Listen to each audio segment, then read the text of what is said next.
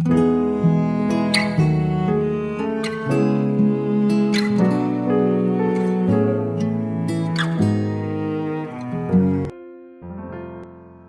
saudara yang dikasihi Tuhan Yesus, selamat malam dan salam sejahtera bagi saudara semua.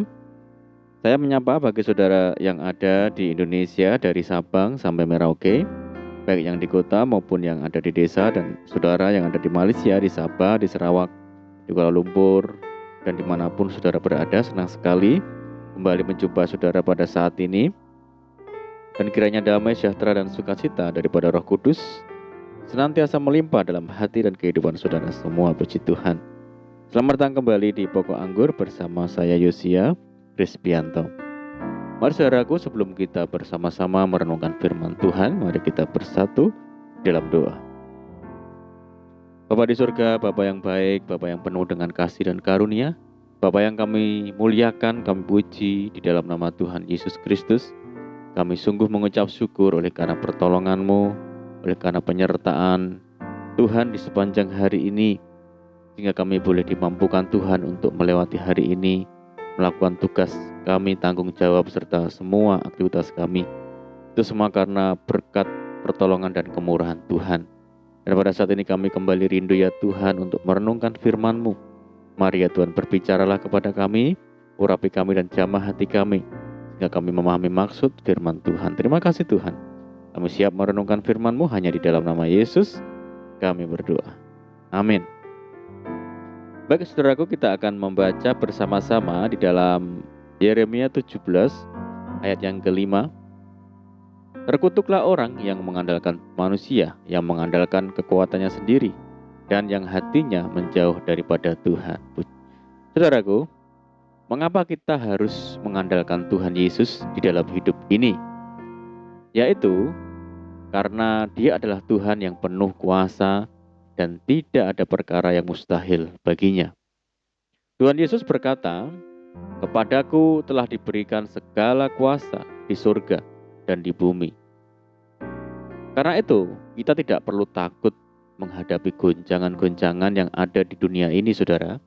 Sebab kita mempunyai Tuhan yang tidak pernah melepaskan tangannya untuk menuntun kita. Ada tertulis, Tuhan akan menuntun engkau senantiasa dan akan memuaskan hatimu di tanah yang kering dan akan membaharui kekuatanmu. Engkau akan seperti taman yang diairi dengan baik dan seperti mata air yang tidak pernah mengecewakan. Dan penyertaannya yang sempurna tidak akan pernah berakhir. Puji Tuhan, saudaraku. Saudara, apa ciri-ciri orang yang hidup mengandalkan Tuhan? Yang pertama adalah tidak hidup mengandalkan diri sendiri atau kekuatan sendiri. Saudara, mengandalkan diri sendiri sama artinya mengandalkan apa yang kita miliki, asal-usul, pendidikan, status kekayaan, kedudukan, kepintaran, dan sebagainya. Pemazmur mengingatkan siapa diri kita di hadapan Tuhan, bahwa kita ini adalah debu, saudara.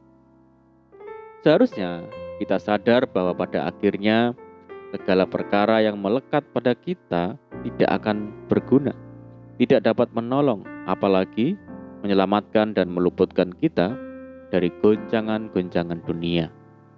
Saudaraku, berikut ini adalah gambaran tentang keadaan orang yang hidup mengandalkan diri sendiri dan menjauh daripada Tuhan. Yaitu, ia akan seperti semak bulus di padang belantara. Ia tidak akan mengalami datangnya keadaan baik. Ia akan tinggal di tanah angus, di padang gurun, di negeri padang asin yang tidak berpenduduk. Betapa banyak orang percaya yang ketika merasa sentosa atau aman, seperti tidak membutuhkan Tuhan. Sehingga teguran dan peringatan Tuhan dianggapnya remeh-temeh karena merasa diri mampu. Di dalam Yeremia mengatakan, "Aku telah berbicara kepadamu selagi engkau sentosa. Tetapi engkau berkata, aku tidak mau mendengarkan. Itulah tingkah langkahmu dari sejak masa mudamu, sebab engkau tidak mau mendengarkan suaraku." Saudaraku, kata sentosa atau salva diartikan aman, sukses, makmur, dan baik-baik saja. Ciri yang kedua adalah melekat kepada Tuhan. Di dalam Mazmur pasal 91 ayat yang ke-14 berkata, "Sungguh hatinya melekat kepadaku, maka aku akan meluputkannya. Aku akan membentenginya, sebab ia mengenal namaku." Saudaraku, akar suatu pohon atau tanaman itu pasti mendekat dan melekat pada batang air. Air berbicara tentang firman Tuhan, dan firman Tuhan itu adalah Kristus sendiri. Ini berbicara tentang pentingnya sebuah persekutuan. Kata persekutuan artinya dipersatukan menjadi satu.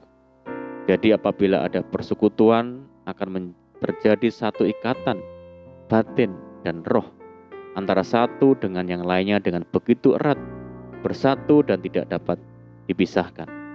Saudara, melekat kepada Tuhan artinya memiliki persekutuan yang karib dengan Tuhan.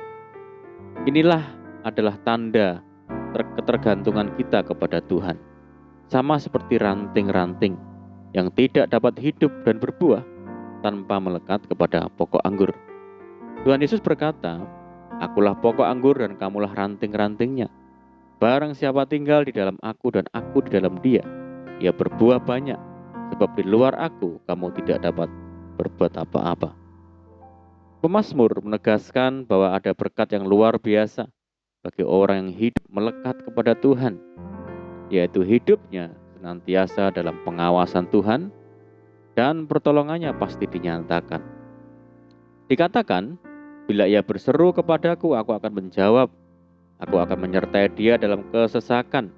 Aku akan meluputkannya dan memuliakannya.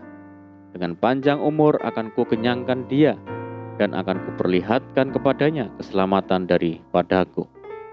Saudara, Tuhan Yesus juga memberikan sebuah jaminan yang pasti, yaitu jikalau kamu tinggal di dalam aku dan firman-Ku tinggal di dalam kamu, mintalah apa saja yang kamu kehendaki dan kamu akan menerimanya. Saudaraku, orang yang hatinya melekat kepada Tuhan adalah orang yang suka sekali merenungkan firman Tuhan setiap hari, memperkatakannya dengan iman serta melakukannya. Sebab firman itu dekat kepadamu, yakni di dalam mulutmu dan di dalam hatimu. Firman itulah yang akan menuntun langkah hidup orang percaya. Karena hatinya senantiasa melekat kepada Tuhan dan firman-Nya, apa saja yang diperbuatnya menjadi berhasil dan beruntung.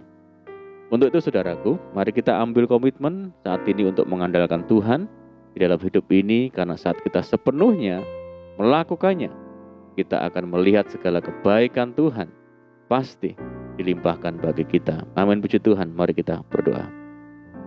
Bapa di surga, Bapa yang baik, Bapa di dalam nama Tuhan Yesus, terima kasih buat firman-Mu, Tuhan, bahwa kami untuk senantiasa hidup mengandalkan Tuhan, tidak mengandalkan diri maupun manusia, dan ajar kami untuk selalu melekat kepada Tuhan, bersekutu dalam doa dan firman Tuhan, sehingga kami boleh melihat segala kebaikan Tuhan bagi kami.